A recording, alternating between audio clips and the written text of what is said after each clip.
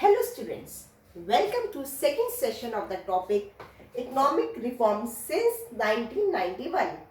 In the previous session, we have covered the subtopics meaning of economic reforms and the need for economic reforms.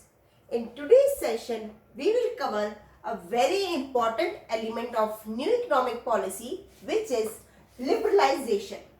Liberalisation का मतलब क्या है? It means giving freedom, liberty देना हमारी industrial units को, specially private sector को, जहां उनको पहले आईपीआर 1956 तक या हम बात करें 1991 से पहले इंडस्ट्रियल यूनिट्स को एक लाइसेंस लेना पड़ता था अपनी इंडस्ट्रीज को सेटअप करने के लिए। अब वो लाइसेंस उनको लेने की जरूरत नहीं थी। It means the freedom of producing things from direct or physical control imposed by the government. जहाँ इंडस्ट्री यूनिट्स को लाइसेंस लेना पड़ता था, परमिशन लेनी पड़ती थी to launch a new range of product, अब वो परमिशन लेने की जरूरत नहीं है इंडस्ट्रियल यूनिट्स को, उनको लाइसेंस लेने की जरूरत नहीं है। अब वो अपनी इंडस्ट्रियल यूनिट्स को इजीली सेटअप कर सकते हैं और रन कर सकते हैं एज पर देयर विश। तो इन लिबरलाइजेशन के अंदर चार सेक्टर के अंदर बेसिकली रिफॉर्म्स इंट्रोड्यूस किए गए। वो थे industry sector reforms, financial sector, fiscal reforms and foreign exchange reforms. सबसे पहले हम स्टडी करेंगे इंडस्ट्रियल सेक्टर रिफॉर्म्स की। इंडस्ट्रियल सेक्टर के अंदर कौन कौन से चेंजेस लाए गए, कौन कौन से इंप्रूवमेंट के लिए हम चेंजेस लेकर आए, रिफॉर्म्स लेकर आए। सबसे पहले इसमें आता है एबॉलिशन ऑफ इंडस्ट्रियल लाइसेंसिंग। जैसे मैंने बताया, लिबरलाइजेशन का मतलब ही यही था, इसका बेसिक पर्पस ही यही था कि इंडस्ट्रियल यूनिट्स को अब लाइसेंस देना नहीं पड़े, वो बिना लाइसेंस लिए अपनी इंडस्ट्रियल यूनिट्स को सेटअप करें और रन करें। तो एनईपी जब स्टार्ट हुआ 1991 में, it abolish the requirement of licensing except 5 industries. सिर्फ 5 इंडस्ट्रीज के लिए ही लाइसेंसिंग की रिक्वायरमेंट रह गई थी। वो थी liquor, cigarette, defence equipment, industrial explosives and dangerous chemicals. Second जो इसमें रिफॉर्म इंट्रोड्यूस किया गया वो था कॉन्ट्रैक्शन ऑफ पब्लिक सेक्टर। हमने आईपीआर 1956 में भी ये पढ़ा है कि पब्लिक सेक्टर की एक्सपेंशन पे काफी ज्यादा फोकस किया गया था और प्राइवेट सेक्टर की डेवलपमेंट को बहुत रेगुलेट किया गया था। बट जब 1991 की जो इकोनॉमिक पॉलिसी आई, इसने क्या किया, पब्लिक सेक्टर का रोल बहुत ही लिमिटेड कर दिया। पब्लिक सेक्टर हर उस इंडस्ट्री में सेटअप था, उसी इंडस्ट्री में घुसा हुआ था जहां प्राइवेट सेक्टर भी इजीली काम कर सकता था। तो अब न्यू इकोनॉमिक पॉलिसीज ने जब आई तो जो इंडस्ट्रीज पब्लिक सेक्टर के अंदर रिजर्व थी वो नंबर काफी कम कर दिया। ये नंबर 17 से रिड्यूस होकर 8 तक रह गया। The number of industries which were reserve for public sector reduced from 17 to 8 in 1991 और 2010-11 में यह नंबर और भी रिड्यूस हो गया और सिर्फ 3 इंडस्ट्रीज पब्लिक सेक्टर के लिए रिजर्व रह गई और वो 3 इंडस्ट्रीज थी एटॉमिक एनर्जी, रेलवेज और डिफेंस। इन 3 इंडस्ट्रीज के नाम याद कर लेना अच्छे से 1 मार्क के क्वेश्चन के हिसाब से कि कौन सी 3 इंडस्ट्रीज 2010-11 में पब्लिक सेक्टर के लिए रिजर्व रह गई। वो थी atomic energy, railways and defence. Next is D-reservation of production areas. IPR 1956 के अंदर ही पढ़ा था कि किस तरह से हमने एसएसआई स्मॉल स्केल इंडस्ट्रीज को प्रोटेक्ट करने के लिए काफी प्रोडक्शन एरिया सिर्फ एसएसआई के लिए ही रिजर्व कर दिए थे। कोई और भी प्राइवेट इंडस्ट्रियल यूनिट या पब्लिक सेक्टर इंडस्ट्रियल यूनिट उनके उस प्रोडक्शन एरियाज में एंटर नहीं कर सकती थी, उनको प्रोड्यूस नहीं कर सकती थी। बट अब जो है वो प्रोडक्शन एरियाज डी रिजर्व कर दिए गए। प्राइवेट यूनिट्स भी, प्राइवेट सेक्टर यूनिट्स भी उन गुड्स को अब प्रोड्यूस कर सकते थे। इससे क्या हुआ, हमारी डोमेस्टिक मार्केट के अंदर ये कंपटीशन आ गया। अब जब कंपटीशन आता है तो हम क्या करते हैं, we are able to give our best. हम तभी अपना बेस्ट प्रोवाइड कर पाते हैं जब हम एक कंपटीशन में आते हैं, हम एक कंपटीशन फेस करते हैं। इससे अल्टीमेट क्या फायदा हुआ कि क्वालिटी और क्वांटिटी दोनों में इंप्रूवमेंट देखने को मिली। Next is expansion of production capacity. अब लाइसेंसिंग से फ्रीडम तो इंडस्ट्रियल यूनिट्स को मिल गई। Now the decisions like what to produce and how much to produce was now a matter of producers choice depending on market condition. अब producer ही decide करता था उसको क्या प्रोड्यूस करना है और कितना प्रोड्यूस करना है as per his demand and supply conditions, जो भी गुड्स की डिमांड और सप्लाई होती थी उसके अकॉर्डिंग वो डिसाइड करेगा कि क्या और कितना प्रोड्यूस करना है। Next is freedom to import capital goods. हम चाहते थे हमारी इकोनॉमी ग्रो करे, हमारा आउटपुट बढ़े, प्रोडक्टिविटी बढ़े। इसके लिए बहुत जरूरी था कि हम उस टेक्नोलॉजी को अपने यहाँ पर लॉन्च करें, उन हैवी मशीनरीज का यूज करें जिसकी वजह से हमारा आउटपुट में ट्रेमेंडस राइज हो। उसके लिए जरूरत थी कि हम उन हैवी मशीन्स को इंपोर्ट करें बाहर की इकोनॉमी से, ताकि जिसकी वजह से वो इकोनॉमी डेवलप्ड है, हमारी इकोनॉमी में भी अब प्रोडक्शन बढ़े और हम भी उस डेवलपमेंट के पाथ पर आगे बढ़े। लाइसेंस 1991 से पहले परमिशन नहीं थी कि हम कैपिटल गुड्स को इंपोर्ट करें। बहुत ही उसके लिए एक्सपोर्ट और परमिट्स की जरूरत पड़ती थी, बट अब वो परमिशन की रिक्वायरमेंट नहीं थी। अब हम इजीली कैपिटल गुड्स को बाहर की इकोनॉमी से इंपोर्ट कर सकते थे, उनको अपनी इंडस्ट्रियल यूनिट्स में सेटअप कर सकते थे और जिससे हमारी प्रोडक्टिविटी बढ़ी, आउटपुट बढ़ी, ग्रोथ बढ़ा। So this is all about reforms which were introduced in the industrial sector. Now coming to financial sector reforms. सबसे पहले समझ लो फाइनेंशियल सेक्टर के अंदर कौन कौन से इंस्टीट्यूशंस आते हैं। इसके अंदर आते हैं हमारे banking and non banking financial market, stock exchange market, foreign exchange market. Banking में जैसे जितने भी कमर्शियल बैंक हैं आपके लाइक स्टेट बैंक, आरबीआई, ये सब क्या है आपके आते हैं बैंकिंग इंस्टीट्यूशंस में। नॉन बैंकिंग फाइनेंशियल इंस्टीट्यूशंस में आते हैं आपके LICs, ये सब आपकी नॉन बैंकिंग फाइनेंशियल इंस्टीट्यूशंस में आती हैं। स्टॉक एक्सचेंज मार्केट के अंदर SEBI, stock exchange board of India and foreign exchange market. अब इसके अंदर जो रिफॉर्म्स इंट्रोड्यूस किए गए, सबसे पहला जो मेजर रिफॉर्म था वो था shift is the role of RBI. RBI के रोल में एक शिफ्ट देखने को मिला from regulator to facilitator of financial sector. इससे पहले इस पूरे बैंकिंग प्रोसेस को, पूरी फाइनेंशियल मार्केट को आरबीआई ही रेगुलेट करता था। आरबीआई ही डिसाइड करता था कि इंटरेस्ट रेट कितना फिक्स रखना है, कितने बैंक रेट फिक्स किया जाएगा, सब कुछ आरबीआई के हाथ में था। अब आरबीआई का रोल हो गया सिर्फ फैसिलिटेटर का। आरबीआई सिर्फ इस प्रोसेस की स्मूथ फंक्शनिंग पे ही ध्यान रखता है। आरबीआई एक इंटरेस्ट रेट की एक लिमिट डिसाइड कर लेता है कि इस रेंज से इस रेंज तक, लाइक अगर आपने होम लोन देना है तो आरबीआई डिसाइड करेगा कि 9% से लेकर 12% के बीच में आप होम लोन का इंटरेस्ट रेट को फिक्स कर सकते हो। आप इस रेंज, वो एक पर्टिकुलर इंटरेस्ट रेट आपको नहीं देगा कि 9.5% आपने फिक्स करना है, आपको एक रेंज दे देता है बैंक्स को कि इस रेंज के बीच में आप अपना इंटरेस्ट रेट को फिक्स कर सकते हो। तो अब आरबीआई रेगुलेट नहीं कर रहा, सिर्फ क्या कर रहा है, अब वो फैसिलिटेट कर रहा है फाइनेंशियल मार्केट को। Next is RBI would facilitate the free play of market forces and leave it to the commercial banks to decide their interest rate structure. जो बात अभी बताई वही रिपीट हो रही है कि अब कमर्शियल बैंक्स ही अपना इंटरेस्ट रेट खुद ही डिसाइड करते हैं उस रेंज के अंदर जो आरबीआई ने एक रेंज स्पेसिफाई कर दिया है। तभी हमें सुनने को मिलता है कि दिस बैंक, जैसे कमर्शियल बैंक आपका कैनरा बैंक अलग इंटरेस्ट रेट कुछ ऑफर कर रहा है, 9.2 ऑफर कर रहा है, लाइक इलाहाबाद बैंक आपको 9.5% ऑफर कर रहा है, बैंक ऑफ बड़ौदा 9.3% ऑफर। जो पॉइंट का जो स्लाइड सा डिफरेंस आता है वो इसलिए आता है कि वो कमर्शियल बैंक्स अपनी विश के अकॉर्डिंग इंटरेस्ट रेट स्ट्रक्चर को डिसाइड कर रही है। नाउ कमर्शियल बैंक अब डिसाइड कर रहे हैं, आरबीआई रेगुलेट नहीं कर रहा। Next is emergence of private bankers, both domestic as well as international in the Indian banking industries। पहले सिर्फ स्टेट बैंक जो गवर्नमेंट बैंक्स थे हमें वही देखने को मिलते थे, बट 91 की पॉलिसी के बाद प्राइवेट बैंकर्स भी इस फाइनेंशियल मार्केट में एंटर हुए।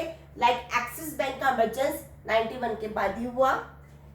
HDFC बैंक जो प्राइवेट बैंक है, इसका भी इमरजेंस 91 के बाद हुआ। और काफी इंटरनेशनल बैंक जैसे सिटी बैंक है, स्टैंडर्ड चार्टर्ड है, ये सारे बैंक्स भी इस 91 के बाद हमारी इंडियन इकोनॉमी के अंदर एंटर हुए। फॉरेन बैंक्स भी और प्राइवेट बैंक्स भी हमारे इंडियन बैंकिंग इंडस्ट्रीज में इस 91 की पॉलिसी के बाद एंटर हुए। Next is allowed FII foreign institutional investor to invest in Indian financial market. Foreign institutional investors का सबसे बड़ा एग्जांपल है म्यूचुअल फंड्स। अब हमने जितने भी फॉरेन इन्वेस्टर्स थे उनकी एंट्री भी इंडियन मार्केट में अलाउ कर दी। इससे अल्टीमेट फायदा क्या हुआ कि जब ये इन्वेस्टर्स आए तो हमारे इंडियंस भी इनके अंदर इन्वॉल्व होते थे। ऑब्वियसली अगर इनको फायदा हो रहा है तो हमारे जो इंडियंस हैं जिसके अंदर इन प्रोजेक्ट्स में इन्वॉल्व है उनकी भी इनकम बढ़ रही है, उनकी भी ग्रोथ हो रही है और अल्टीमेटली हमारी इकोनॉमी की भी ग्रोथ हो रही है। तो this is about the reforms in the financial sector. Now coming to fiscal sector reforms. Fiscal का मतलब है गवर्नमेंट के रेवेन्यू और एक्सपेंडिचर। जो फिस्कल रिफॉर्म्स है, फिस्कल सेक्टर है which is related to the revenue and expenditure of the government. जो fiscal reforms है इसका प्रिंसिपल कंपोनेंट होता है tax reforms. Obviously government revenue कहाँ से जनरेट करती है? टैक्सेस के थ्रू। और ये टैक्स दो तरह के होते हैं, direct tax and indirect tax. Direct tax वो टैक्स होते हैं are those the burden of which can not be shifted on others. जिसके ऊपर टैक्स इम्पोज किया जा रहा है उसी को ही टैक्स पे करना है। वो अपना टैक्स की लायबिलिटी जो बर्डन है किसी और पे शिफ्ट नहीं करता। सबसे बड़ा एग्जांपल है इनकम टैक्स। दूसरा होता है indirect tax are those the burden of which can be shifted on others. Example GST. For example आप मार्केट में जाते हो, कोई भी प्रोडक्ट्स खरीदते हो, एक बिल आता है, बिल में जीएसटी भी ऐड हो जाता है। वो जीएसटी कस्टमर पे कर रहा होता है जबकि इम्पोज किया गया है उस प्रोडक्ट के प्रोडक्शन यूनिट के ओनर पे। पर वो ओनर पे नहीं करा, वो ओनर का जो टैक्स है उसने अपना बर्डन किस पे शिफ्ट कर दिया? हम पर, हमारे कस्टमर्स पर शिफ्ट कर दिया। तो इसमें क्या हुआ? टैक्स का बर्डन शिफ्ट हो गया। जिसके ऊपर है वो पे नहीं कर रहा बल्कि दूसरा पर्सन जिसके ऊपर से बर्डन शिफ्ट कर दिया है वो पे कर रहा है। तो ये होते हैं इनडायरेक्ट टैक्स। अब लिबरलाइजेशन से पहले क्या था? 91 की पॉलिसी से पहले ये टैक्स स्ट्रक्चर बहुत ही कॉम्प्लेक्स था। टैक्स स्ट्रक्चर कुछ ऐसा था कि प्रोडक्शन की हर स्टेज पे हमको टैक्स इम्पोज होता था। बहुत ही कॉम्प्लिकेटेड टैक्स स्ट्रक्चर था। दूसरा, टैक्स स्ट्रक्चर के जो रेट्स थे, जो टैक्स रेट्स है वो भी हाई थे। तो लोग क्या करते थे? नकली बिल बना दिए, मतलब ऐसे ऐसे तरीके खोजते थे कि टैक्स से वो इवेट कर सके और वो 100% लोग टैक्स नहीं पे करते थे। अल्टीमेटली उससे लॉस गवर्नमेंट को हुआ, गवर्नमेंट को रेवेन्यू सफिशिएंट नहीं मिल पाता था। बट इस 91 की पॉलिसी के बाद टैक्स स्ट्रक्चर जो है बहुत ही सिंप्लीफाइड हो गया और आज की डेट में जो टैक्स स्ट्रक्चर है हम सब जानते हैं। जीएसटी इंट्रोड्यूस किया गया है और जीएसटी क्या होता है? वन टाइम टैक्स होता है। गुड्स के फाइनल वैल्यू पे ही टैक्स को इम्पोज किया जाता है। टैक्स स्ट्रक्चर बहुत ही सिंप्लीफाई हो गया है। टैक्स रेट्स है वो भी बहुत कम कर दिए गए हैं। इससे लोग क्या होते हैं? अब इजिली अपना टैक्स पे करते हैं, वो टैक्स को हाइड भी नहीं कर सकते। अल्टीमेटली क्या हुआ? गवर्नमेंट का रेवेन्यू बढ़ा। सो this is about the fiscal reforms. इसी वीडियो पर मेरे साथ बने रहिए, वीडियो को पॉज कीजिए, ये नोट्स नोट डाउन कीजिए रजिस्टर में क्योंकि सफिशिएंट है ये नोट्स आपकी लर्निंग के लिए, चैप्टर की अंडरस्टैंडिंग के लिए और एग्जामिनेशन में रिटर्न वर्क के लिए। सो आप इसको नोट कीजिए। मैं विद इन अ मिनट आपके सामने फॉरेन एक्सचेंज रिफॉर्म्स को लेकर आती हूँ। Now coming to external sector reforms. External sector मतलब जो हमारा फॉरेन सेक्टर था जिसमें हमारे एक्सपोर्ट्स और इंपोर्ट्स रिलेटेड जो रिफॉर्म्स हमने इंट्रोड्यूस करे वो थे हमारे एक्सटर्नल सेक्टर रिफॉर्म्स। इस एक्सटर्नल सेक्टर रिफॉर्म्स में हमने दो एरियाज में बेसिकली रिफॉर्म्स इंट्रोड्यूस करे। वो थे फॉरेन एक्सचेंज रिफॉर्म्स और दूसरा फॉरेन ट्रेड पॉलिसी रिफॉर्म्स। जो फॉरेन एक्सचेंज रिफॉर्म्स है that were initiated in 1991। Obviously new economic policy ही 1991 में इनिशिएट की गई थी। दूसरा इसके अंदर हमने मेजर चेंज करा, वो हमने ये किया डीवैल्यूएशन ऑफ इंडियन रुपी। अब डीवैल्यूएशन क्या होता है?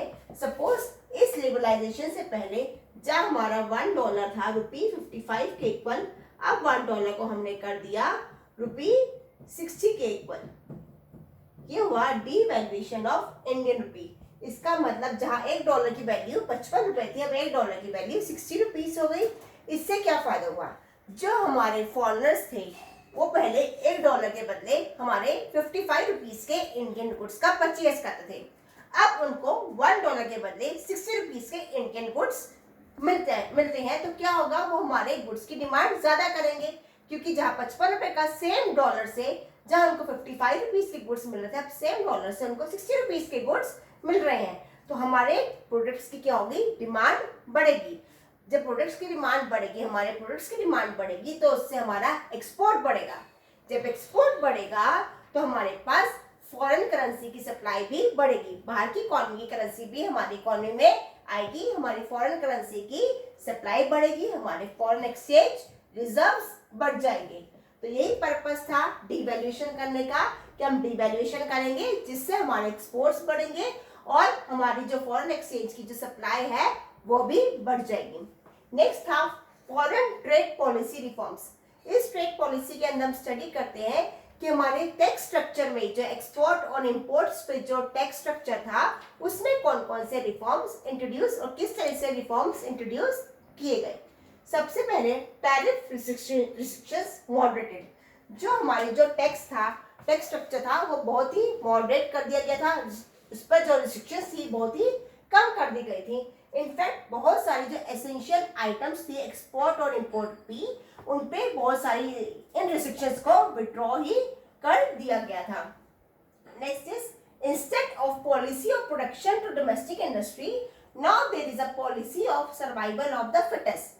जहां हमने आईपीआर 1956 में स्टडी करा था कि हम डोमेस्टिक इंडस्ट्रीज को प्रोटेक्शन दें, उसके लिए हम जितने भी हमारे जो इंपोर्ट और एक्सपोर्ट है उन पे high restrictions, high tariff, high import duty impose करते थे, ताकि बाहर की कम्युनिटी हमारी इकोनॉमी में ना आए और हमारी डोमेस्टिक इंडस्ट्रीज को प्रोटेक्शन मिल सके।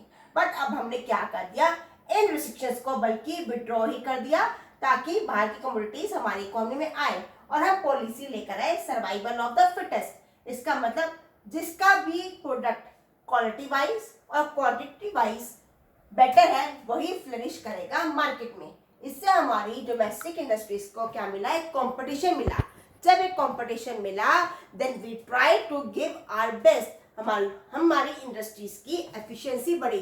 जब एफिशिएंसी बढ़ी तो हमने प्रूव कर दी कि हम भी कम नहीं है, हमने भी बहुत अच्छी क्वालिटी वाइज प्रोडक्ट्स बनाने शुरू कर दिए और इनफैक्ट इसका रिजल्ट ये हुआ कि हमारे प्रोडक्ट्स की बल्कि डिमांड बढ़ी। पतंजलि सबसे बड़ा एग्जांपल है इसका, मेड इन इंडिया का, कि हमारे प्रोडक्ट्स की डिमांड बढ़ी ग्लोबल मार्केट में। बाहर की इकोनॉमीज ने भी हमारे प्रोडक्ट्स की डिमांड करनी शुरू कर दी। इससे पहले बल्कि ये हो रहा था कि हम खुद ही डिमांड करते थे, जो प्रोडक्ट्स हम प्रोड्यूस कर सकते हैं उन प्रोडक्ट्स की भी हम डिमांड करते थे बाहर की इकोनॉमी से। बट अब पॉलिसी आ गई सर्वाइवल ऑफ द फिटेस्ट। वो किस वजह से आई, क्योंकि हमारे को एक कंपटीशन फेस करने को मिला। This market competition has replaced the policy of quotas and tariffs. हमने कोटास और टैरिफ्स को रिमूव किया, इन रिस्ट्रिक्शंस को बहुत कम कर दिया, जिसकी वजह से कंपटीशन फेस करने को मिला। जब कंपटीशन फेस करने को मिला तो डोमेस्टिक इंडस्ट्रीज ने अपना बहुत बेस्ट प्रोवाइड करा और ग्रोथ और एफिशिएंसी दोनों बढ़ी। So this is all about the reforms in liberalisation. अब इसके बाद हम नेक्स्ट क्लास में प्राइवेटाइजेशन का एलिमेंट स्टडी करेंगे। जो न्यू इकोनॉमिक पॉलिसी का नेक्स्ट एलिमेंट है प्राइवेटाइजेशन, उसमें किस तरह से रिफॉर्म्स इंट्रोड्यूस किए उसको स्टडी करेंगे।